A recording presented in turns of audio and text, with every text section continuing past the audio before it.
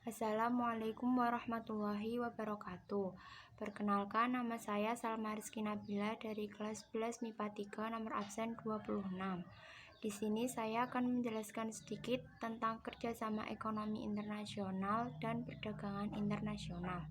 Pengertian kerjasama ekonomi internasional. Secara umum, kerjasama perdagangan internasional ditujukan untuk mempercepat pertumbuhan ekonomi masing-masing negara di kawasan tersebut. Adapun secara spesifik, kerjasama perdagangan internasional tersebut antara lain ditujukan sebagai berikut. 1. Memperkuat dan meningkatkan kerjasama ekonomi.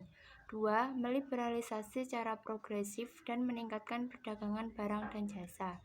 3. Menggali bidang-bidang kerjasama yang baru dan mengembangkan kebijakan yang tepat dalam rangka kerjasama ekonomi di antara para anggota.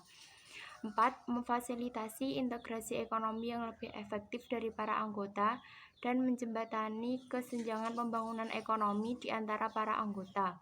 5. Membebaskan bangsa-bangsa dari keterbelakangan ekonomi. 6. Memajukan perdagangan. Manfaat kerjasama ekonomi internasional. 1. Dapat mencukupi kebutuhan dalam negeri. 2. Dapat meningkatkan produktivitas dalam negeri. 3. Dapat memperluas lapangan kerja. 4. Dapat meningkatkan pendapatan negara melalui ekspor.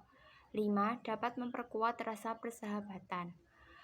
Bentuk-bentuk kerjasama ekonomi internasional. 1. Kerjasama ekonomi bilateral, yaitu kerjasama yang melibatkan dua negara. 2. Kerjasama ekonomi regional, yaitu kerjasama ekonomi di antara beberapa negara yang berada di suatu kawasan atau wilayah.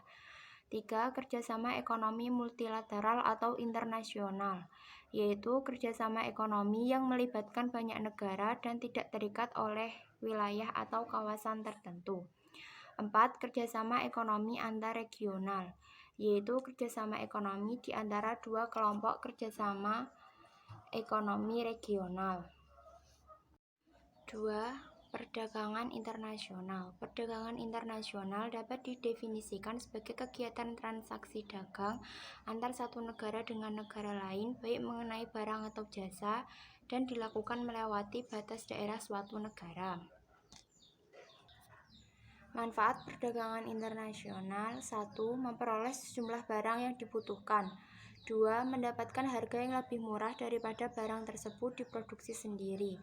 3. Melaksanakan kegiatan ekspor dan impor. 4. Menambah devisa negara dan hasil ekspor. 5. Melakukan alih teknologi dari negara lain. 6. Mempercepat pertumbuhan dan pembangunan ekonomi. 7. Meningkatkan pendapatan nasional atau pendapatan nasional bruto.